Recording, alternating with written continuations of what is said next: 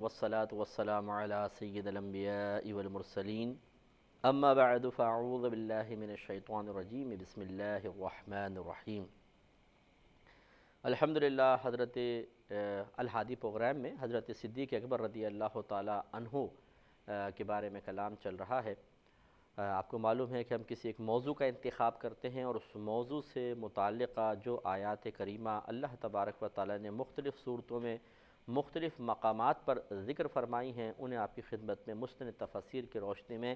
آسان پیرائے میں ڈھال کر ذکر کرنے کی کوشش کی جاتی ہے۔ ابھی جو ہمارا موضوع چل رہا ہے وہ جلیل القدر صحابی حضرت سیدنا صدیق اکبر رضی اللہ تعالی عنہ ہیں، اور اس پہ جمہور کا اتفاق ہے کہ آپ تمام صحابہ کرام علیہم رضوان سے افضل ہیں، سب سے زیادہ افضل آپ ہیں۔ یعنی اس پہ تو بلکہ لکھا ہے کہ بالاتفاق امت اسلام کے جو علماء ہیں، اس امت کے علماء کرام ہیں، بالاتفاق انبیاء علیہم السلام کے بعد سب سے افضل ترین شخصیت حضرت سیدنا صدیق اکبر رضی اللہ تعالی عنہ کی ہے۔ تو یہ بھی کوئی جذباتی فیصلہ نہیں ہے، یہ کوئی ایسا نہیں ہے کہ چند لوگوں نے مل کر بیٹھ گئے اور انہوں نے کہا بھئی کس کو افضل قرار دیں، چلو ان کو دے دیتے ہیں۔ نہیں، باقاعدہ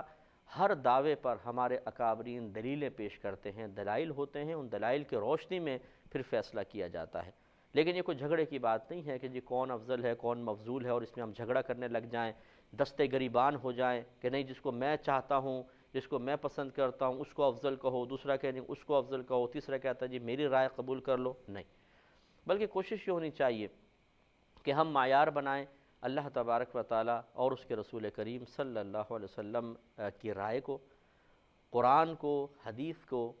اور دلائل کی قوت کو، دلائل کی کثرت کو، جس طرف یہ چیزیں ہوں وہ۔ اور باقی یہ جو صحابہ کرام میں باہم فضائل کا معاملہ ہے، صحابہ کرام میں باہم فضیلت کا، یہ کوئی ضروریات دین سے نہیں ہے کہ اگر آپ نے فلاں کو افضل نہ مانا تو آپ کافر ہو جائیں گے، یا فلاں کو فلاں سے افضل کہہ دیا تو آپ کافر ہو جائیں گے، یہ نہیں ہے۔ لیکن یہ ضرور ہے کہ کچھ دلائل ایسے ہوتے ہیں کہ جن کی روشنی میں اکابرین نے ضرور صحابہ کرام کے مراتب کا اندازہ کرنے کی کوشش کی ہے، اور اس کی وجہ یہ ہے کہ تاکہ جتنا زیادہ کوئی مقام و مرتبے کا حامل ہو اس سے اتنی ہی زیادہ عقیدت رکھی جائے، اتنی زیادہ محبت رکھی جائے۔ تو آج میں جو آیات آپ کی خدمت میں عرض کر رہا ہوں یہ صراحتاً دلالت کر رہی ہیں کہ سب سے صحابہ کرام میں سب سے افضل حضرت سیدنا صدیق اکبر رضی اللہ تعالی عنہ ہیں، اور ان دلیلوں کو اس جو دلیل میں آپ کی خدمت میں عرض کر رہا ہوں اس کو سمجھنا چاہیے، کیونکہ یہ نص قطعی سے دلیل ثابت ہے، اگرچہ یہ دلالت قطعی تو نہیں ہوگی، اس کو ظنی دلالت ہی کہیں گے لیکن بہرحال اللہ تبارک و تعالی نے جس طریقے سے اسلوب کلام فرمایا ہے اس کی روشنی میں اگر یہ نتیجہ اخذ کیا جائے کہ سیدنا صدیق اکبر رضی اللہ تعالی عنہ تمام صحابہ کرام علیہم رضوان سے افضل ہیں تو یہ بے جا نہ ہوگا۔ لیکن صرف اس آیت سے ہی آپ کی کوئی سب پر فضیلت ثابت نہیں، اور بہت سارے دلائل کو ملایا جائے گا، لیکن اس آیت سے بھی آپ کی بہت بڑی فضیلت ظاہر ہوتی ہے۔ وہ دیکھیے کیا ہے، یہ سورۃ الحدید ہے، آیت نمبر 10۔ اللہ تبارک و تعالی اس میں ارشاد فرماتا ہے کہ وَمَا لَكُمْ أَلَّا تُنْفِقُوا فِي سَبِيلِ اللَّهِ، اور تمہارا کیا معاملہ ہے کہ اللہ تعالیٰ کی راہ میں خرچ نہ کرو؟ یعنی یہ کیوں ایسا ہے کہ تم اللہ تعالیٰ کی راہ میں خرچ نہیں کرتے؟ وَلِلَّهِ مِيرَاثُ السَّمَاوَاتِ وَالْأَرْضِ، حالانکہ آسمانوں اور زمین میں سب کا وارث، سب کا مالک اللہ تبارک و تعالیٰ ہی ہے۔ یعنی تم اللہ تعالیٰ کی بارگاہ میں خرچ کرتے ہوئے بخل کا شکار کیوں ہوتے ہو، تنگ دل کیوں ہوتے ہو، مال کی محبت کی وجہ سے اللہ کے راہ میں خرچ کرتے ہوئے اپنے ہاتھوں کو رکتا ہوا کیوں محسوس کرتے ہو؟ پوری کائنات کا مالک تو اللہ تعالیٰ ہے، وہ تو تمہارے مال کا محتاج نہیں۔ تو جب کائنات کا مالک اللہ تعالیٰ ہے تو اس نے جو کچھ دیا ہے، جو کچھ تمہارے پاس ہے، اس کا مالک بھی اللہ تعالیٰ۔ اگر تم اس کے راہ میں دے رہے ہو تو مالک کو ہی گویا کہ اس کی خدمت میں پیش کر رہے ہو، تو مالک کا مال اس کی ملک میں دینے کا فائدہ کیا ہے؟ تو اللہ تعالیٰ تو کوئی محتاج نہیں ہے، لیکن یہ ضرور ہے کہ اللہ تعالیٰ کا جب ہم حکم پورا کریں گے تو اللہ تعالیٰ اس کے بدلے میں ہمیں مزید انعامات عطا فرمائے گا۔ ابھی کتنی دیکھیں خوبصورت بات ہے کہ اگر یہ کپ میرا ہو اور میں کہوں کہ اگر یہ کپ آپ اٹھا کے مجھے دے دیں تو میں آپ کو 50 روپے دوں گا، تو میری ہی چیز آپ مجھے دیں لیکن انعام میں آپ کو دے رہا ہوں، اور آپ کہیں جی نہیں ہم تو نہیں دیتے یہ کپ اٹھا کے آپ کے ہاتھ میں، کیوں جی یہ کپ ہمیں اچھا لگ رہا ہے ہمارے پاس۔ ارے بھائی، تو اللہ تبارک و تعالیٰ نے تمام مال ہمیں عطا فرمایا، اس کی راہ میں خرچ کریں گے اتنا انعام ملے گا۔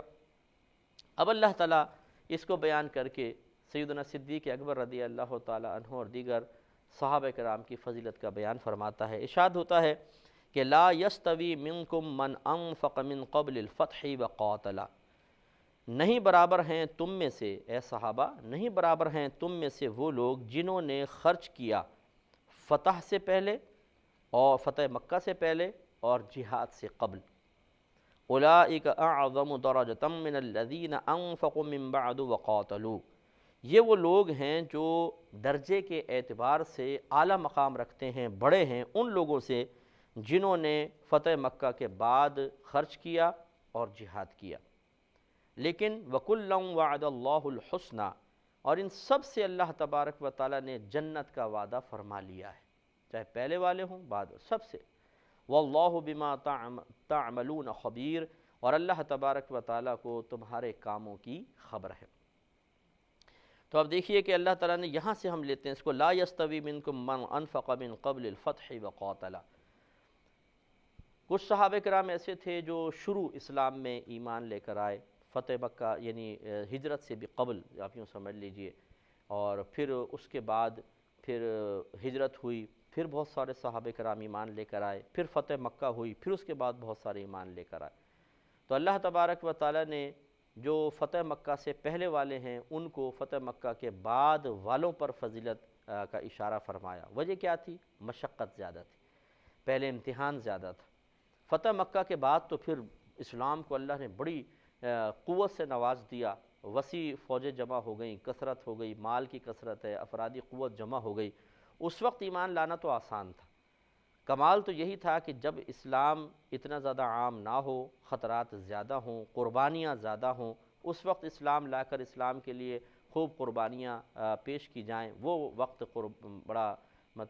قربانی طلب وقت تھا، اور اس وقت جن لوگوں نے واقعی ثابت قدمی دکھائی وہ بہت افضل ہیں۔ تو اللہ تعالیٰ نے فیصلہ فرما دیا کہ فتح مکہ سے پہلے والے ان کا خرچ کرنا بعد والوں کے خرچ کرنے سے زیادہ افضلیت رکھتا ہے، ان کا جہاد کرنا بعد والوں سے جہاد کرنے سے افضل ہے، اور یہ ہو ہی نہیں سکتا کہ یہ برابر ہو جائیں، پہلے والے دوسرے والوں سے افضل ہیں، اولون سابقون۔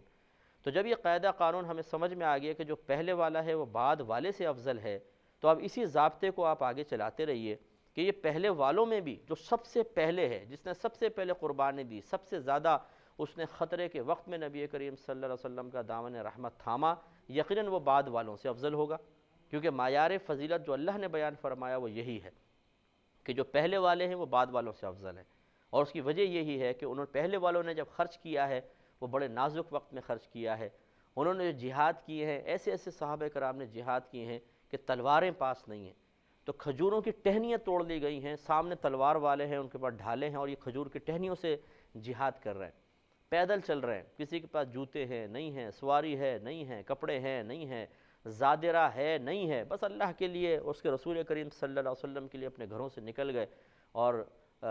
عرب کی تیز گرم ہوائیں، سخت دھوپ، تپتی ہوئی ریت، اور اس میں پھر جہاد کرنا کوئی آسان کام ہے؟ آج ہمیں صرف 15 منٹ کے لیے دھوپ میں کھڑا کر دیا جائے جون جولائی کے اندر، ہم اس کو برداشت نہیں کر سکتے، بے ہوش ہو کے شاید گر جائیں گے۔ ان صحابہ کرام علیہم الرضوان کے بارے میں غور و تفکر کریں کہ جنہوں نے خالی پیٹ تنگ دستی کے عالم میں، سواری ہے نہیں ہے، لباس پورا ہے نہیں ہے، اوپر سایہ ہے نہیں ہے، اور پھر وہ اللہ کے نبی کے ساتھ جا رہے ہیں، تپتی ہوئی ریت پر جھلستی ہوئی ہوا کے اندر چل رہے ہیں، پانی کی قلت ہے، پیاسے ہیں، زبانیں سوکھی ہوئی زبانیں بار بار ہونٹوں پہ پھیرتے ہیں کہ کچھ تری مل جائے، لیکن ہر دفعہ زبان مایوس ہو کے واپس چلی جاتی ہے، اور اس میں آنکھوں میں جلن ہے، نیندیں پوری نہیں ہو رہی ہیں، کئی رات کے جاگے ہوئے ہیں، اور سامان اٹھا کے چل رہے ہیں بس دین کی خاطر۔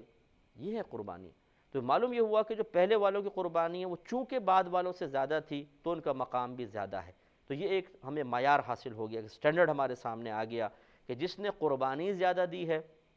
جس نے نازک وقت میں دین کا ساتھ دیا ہے، وہ اس سے افضل ہے جس نے اس نازکی کے ختم ہونے کے بعد اسلام کو قبول کیا۔ اب میں آپ سے کویسچن کرتا ہوں کہ سب سے زیادہ اسلام میں نازک وقت کون سا تھا؟ یقینی سی بات ہے کہ سب سے پہلا وقت جب نبی کریم صلی اللہ علیہ وسلم نے اعلان نبوت فرمایا تھا، وہ وقت بڑا نازک وقت تھا، آپ نے اپنے خاندان والوں کو سب سے پہلے جمع کیا، آپ پہاڑی پہ کھڑے ہوئے اور ان کو آواز دی، سب جمع ہو گئے کہ بھئی آج محمد کیا کہنا چاہتے ہیں۔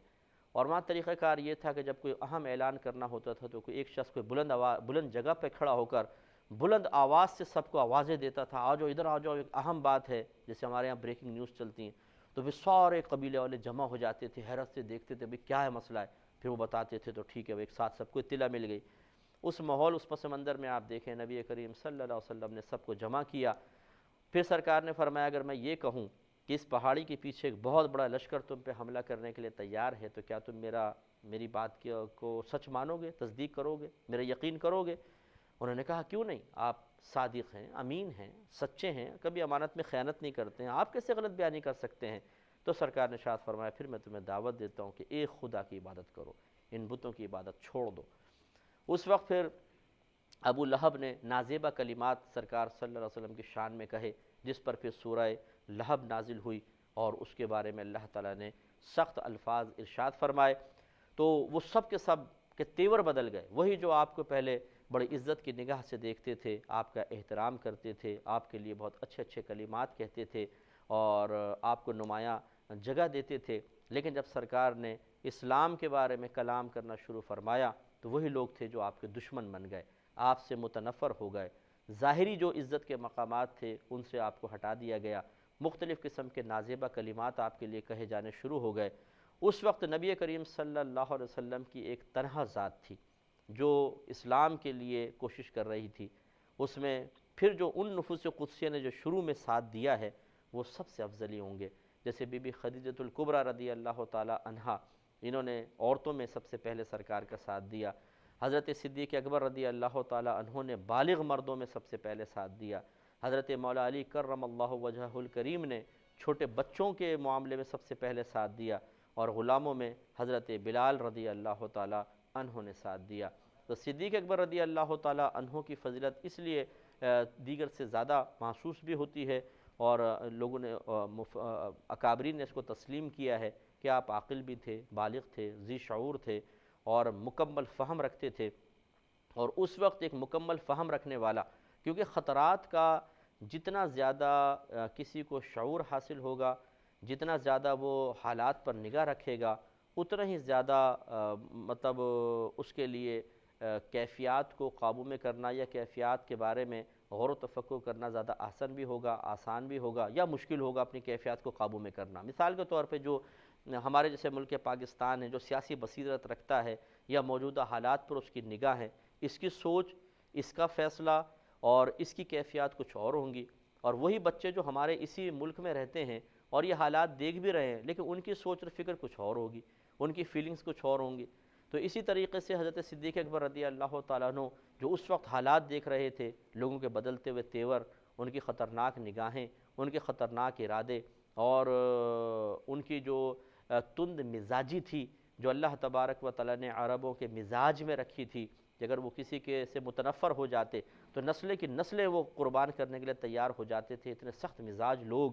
تو صدیق اکبر رضی اللہ تعالیٰ عنہ چونکہ عاقل تھے، بالغ تھے، ذی فہم تھے، ذی شعور تھے، بہت زیادہ حالات پر آپ کی نگاہ تھی بڑے ہونے کی وجہ سے، تو جو آپ کو محسوس ہو رہا تھا وہ یقینی سی بات ہے کہ حضرت علی کرم اللہ وجہہ الکریم کو اتنا محسوس نہیں ہو رہا ہوگا۔ بی بی خدیجۃ الکبریٰ رضی اللہ تعالیٰ عنہ چونکہ گھر میں رہتی تھیں، اتنا زیادہ آپ کو اس کا اندازہ نہیں تھا، اور حضرت بلال رضی اللہ تعالیٰ عنہ ایک شخص کی قید میں ہیں، اس کے غلام ہیں، تو آپ کو پورا حالات کا اتنا اندازہ نہیں معلوم ہوا کہ سب سے زیادہ اگر کسی کو ان حالات کی بصیرت حاصل تھی تو وہ صدیق اکبر رضی اللہ تعالیٰ عنہ کو تھی، اور جتنی حالات کی بصیرت زیادہ ہوتی ہے، اگر خطرناک حالات ہوں تو اس کا خطرہ اتنا ہی زیادہ وہ شخص محسوس کر سکتا ہے، اور پھر ذی فہم ذی شعور ہو تو ان خطرات میں کود پڑنے کے جو بھیانک نتائج ہیں ان کا اندازہ وہی سب سے بہترین انداز سے لگا سکتا ہے۔ اب اس پوری تفصیل کے بعد آپ تھوڑا سا غور کریں کہ صدیق اکبر رضی اللہ تعالیٰ عنہ عاقل بالغ ہے، باہر کے سارے معاملات دیکھتے ہیں، اپنی قوم کو پہچانتے ہیں کہ ان کے مزاج کیسے ہیں، حالات جو ان کے بدلتے ہوئے رویے ہیں جس کو براہ راست آپ ملاحظہ فرما رہے ہیں، بازاروں میں جا رہے ہیں تب بھی ملاحظہ کر رہے ہیں، مجالس میں جا رہے ہیں تب بھی ملاحظہ کر رہے ہیں، دوسری جگہوں پہ جا رہے ہیں ملاحظہ کر رہے ہیں، اتنا زیادہ جتنا آپ جا رہے ہیں، جتنا آپ لوگوں سے مل رہے ہیں، جتنا آپ مشاہدہ کر رہے ہیں، باقی اور کوئی آپ کے اس زمانے میں آپ کے ساتھ جو مطلب باقی لوگ ایمان لائے وہ اتنا مشاہدہ گہرا نہیں کر سکتے تھے۔ لہٰذا معلوم ہوا کہ حالات کی سنگینی کا جتنا اندازہ صدیق اکبر رضی اللہ تعالیٰ عنہ کو ہوگا کسی کو بھی نہیں ہوگا۔ اس کے باوجود اس خطرناکی کو دیکھ کر، اس ماحول کو دیکھ کر، ایک سرکار صلی اللہ علیہ وسلم کی تصدیق کرنے کے بدلے میں بھیانک نتائج پر مطلع ہونے کے باوجود صدیق اکبر رضی اللہ تعالیٰ عنہ کا سرکار کے سامنے کھڑے ہو جانا، یعنی آپ کے سامنے کھڑے ہو کر اپنے آپ کو خطرات کے لیے پیش کر دینا، یقیناً بہت ہی زیادہ فضیلت کا حامل ہے، مدح کے قابل ہے، تعریف کے قابل ہے، اور بہت زیادہ لائق تحسین ہے، اور اس کو ماننا چاہیے کہ واقعی یہ قربانی اور اس وقت تصدیق کے لیے آگے بڑھنا اور اس وقت کے خطرات کے لیے اپنے آپ کو پیش کرنا، ایسے حالات کبھی بھی نہیں آئے جتنے صدیق اکبر رضی اللہ تعالیٰ عنہ نے حالات فیس کیے۔ تو یقیناً یہ بڑی جرأت کا کام تھا، یہ بہت بڑا کام آپ نے کیا۔ تو اس کا مطلب یہ ہوا کہ چونکہ آپ اولون سابقون تھے، اب اولون سابقون میں 4 نفوس قدسیہ سامنے آئے۔ صدیق اکبر رضی اللہ تعالیٰ عنہ ہیں، حضرت علی کرم اللہ وجہہ الکریم ہیں، حضرت بلال رضی اللہ تعالیٰ عنہ ہیں، بی بی خدیجۃ الکبریٰ رضی اللہ تعالیٰ عنہا ہیں، 4 ہیں۔ لیکن جیسے کہ میں نے آپ کو تمہیداً بتایا ہے کہ صدیق اکبر رضی اللہ تعالیٰ عنہ ان سب سے زیادہ ذی فہم ذی شعور اور سب سے زیادہ حالات کی بصیرت رکھنے والے تھے، کہ حضرت علی رضی اللہ تعالیٰ عنہ چھوٹے ہیں، بچوں کو اتنا زیادہ اندازہ باہر کے ماحول کا نہیں ہوتا ہے، لوگوں کے مزاج کا، ان کے کمنٹس کا، ان کے چہروں کے تاثرات کا، اور بی بی خدیجۃ الکبریٰ رضی اللہ تعالیٰ عنہ خاتون ہیں، گھر میں ہیں، حضرت بلال رضی اللہ تعالیٰ عنہ ایک مخصوص شخص کی غلامی میں ہیں، زیادہ آزادانہ گھوم پھر نہیں سکتے ہیں۔ ایک ہی شخصیت ایسی ہے کہ جو پورے حالات کو چل پھر کر اچھی طرح مشاہدہ کر کے محسوس کر سکتی ہے، ان کی سنگینی، ان کے بھیانک نتائج، وہ سب آپ زیادہ اچھے انداز سے محسوس کر سکتے ہیں۔ لہٰذا معلوم ہوا کہ اس وقت پھر صدیق اکبر رضی اللہ تعالیٰ عنہ کا سرکار صلی اللہ علیہ وسلم کے ساتھ دینے کا فیصلہ کرنا بڑا ہی جرأت مندانہ قدم ہے اور بہت ہی ہمت والا کام ہے اور بڑی قربانی والا کام ہے۔ تو لہٰذا معلوم ہوا کہ جب معیار قرآن ہی یہ رکھ دیا گیا کہ جس نے زیادہ قربانیاں دی، جس نے زیادہ سنگین حالات میں اسلام کا ساتھ دیا، وہ بعد والوں سے افضل ہے، تو معلوم ہو گیا کہ صدیق اکبر رضی اللہ تعالیٰ عنہ سب سے افضل ہیں، کہ آپ نے سب سے خطرناک حالات میں نبی کریم صلی اللہ علیہ وسلم کی خدمت میں حاضر ہو کر اسلام کے لیے قربانی پیش کرنے کا ارادہ فرمایا اور پریکٹیکلی طور پر اپنے آپ کو پیش کر کے قربانی دی ہے۔ تو لہٰذا صدیق اکبر رضی اللہ تعالیٰ عنہ کا مقام و مرتبہ سب سے زیادہ ہوا۔ میری اس پوری تفصیل سے اگر آپ اس پروگرام کو بار بار دیکھیں گے تو انشاءاللہ اور آپ کو اندازہ ہوگا کہ واقعی صدیق اکبر رضی اللہ تعالیٰ عنہ ان دلائل کی روشنی میں، اس پوری تفصیل کی روشنی میں تمام صحابہ کرام علیہم الرضوان سے یقیناً افضل ہیں۔ اس پہ تھوڑا سا کلام ہم مزید کریں گے، لیکن نیکسٹ پروگرام میں وآخر دعوانا